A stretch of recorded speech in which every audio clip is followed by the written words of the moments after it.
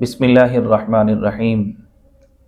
اللہ رب العزت نے اپنی کتاب ہدایت کے اندر ارشاد فرمایا، الذی خلق الموت والحیات لیبلوکم ایکم احسن عملا، کہ وہی ہے وہ ذات کہ جس نے زندگی کو پیدا کیا، وہی ہے وہ ذات کہ جس نے موت کو پیدا کیا۔ پس اس زندگی اور موت کے درمیان جو لمحات ہیں، جو سال ہیں، جو ساعتیں ہیں، جو گھڑیاں ہیں، جس نے اس کو خوبصورت بنا لیا، احسن بنا لیا، اللہ رب العزت فرماتا ہے پھر میں اس کی اسی لمحات، گزرے ہوئے لمحات کی بیس پر میں اس کی بخشش جو ہے وہ فرما دیا کرتا ہوں۔ تو اللہ رب العزت کی ذات جو ہے اس آیت مقدسہ میں وہ یہ فرمانا چاہتا ہے کہ میں نے انسان کو زندگی بھی دی، پھر میں انسان کو موت بھی دیتا ہوں، پھر زندگی اور موت کے درمیانی حالات اور لمحات جو ہیں میں اس کو عطا کرتا ہوں، جس نے انہی حالات کو احسن طریقے کے ساتھ گزارا، اچھے برتاؤ، اچھے لین دین کے ساتھ گزارا، اچھے معاملات کے ساتھ گزارا، پھر اسی بہاو پہ میں اس کی بخشش فرما دیا کرتا ہوں۔ تو جس نے اچھی زندگی گزاری ہوگی، اچھے معاملات کیے ہوں گے، اچھا رہن سہن کیا ہوگا، اچھا برتاؤ کیا ہوگا، حسن سلوک سے اپنی ساری زندگی جو ہے وہ گزاری ہوگی، تو اللہ رب العزت اسی بہاو پہ جو ہے بندے کی بخشش بھی فرما دیا کرتا ہے، مغفرت بھی فرما دیا کرتا ہے، اور انہیں عذاب بھی دے دیا کرتا ہے اگر اس نے اچھی زندگی نہ گزاری ہو۔ اس لیے حضور نبی کریم صلی اللہ تعالی علیہ وآلہ وسلم نے فرمایا کہ اگر کسی شخص کے جنازے پر فقط ایک بندہ بھی یہ کہہ دے کہ یہ بندہ بڑا اچھا تھا، یہ بندی اللہ کی بڑی اچھی تھی، تو اللہ فرماتا ہے کہ محبوب فرماتے ہیں کہ اس شخص کے لفظ اچھا کہنے پہ جو ہے اللہ رب العزت اس مرحوم کی یا مرحومہ کی بخشش اور مغفرت فرما دیا کرتا ہے۔ اب اچھا بندہ تب کہے گا جب اس کے ساتھ اچھے معاملات کیے ہوں گے، اچھا رہن سہن اس کو دیا ہوگا، یا اچھا اس کے ساتھ برتاؤ کیا ہوگا، اس نے اخلاق سے اس کے ساتھ پیش آیا ہوگا، تو تبھی تو جا کر وہ اس کے ساتھ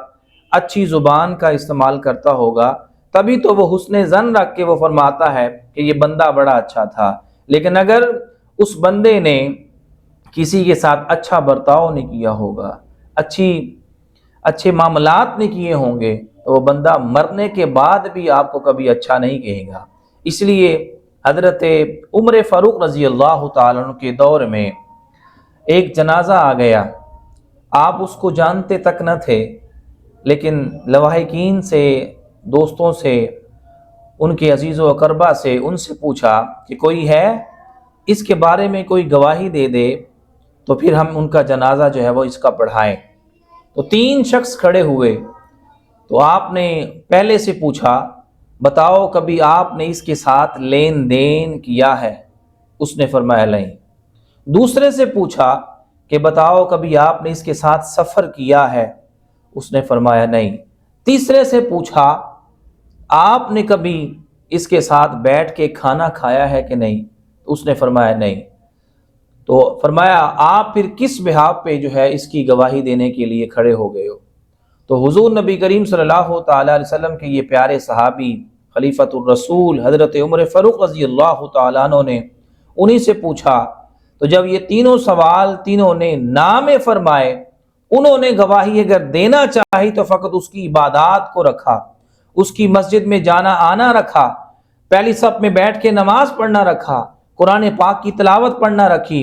تو حضرت عمر فاروق رضی اللہ تعالیٰ عنہ نے عبادات کو گواہی کے مقام پہ نہ لائے۔ فرمایا اگر کسی شخص کی گواہی کا موقع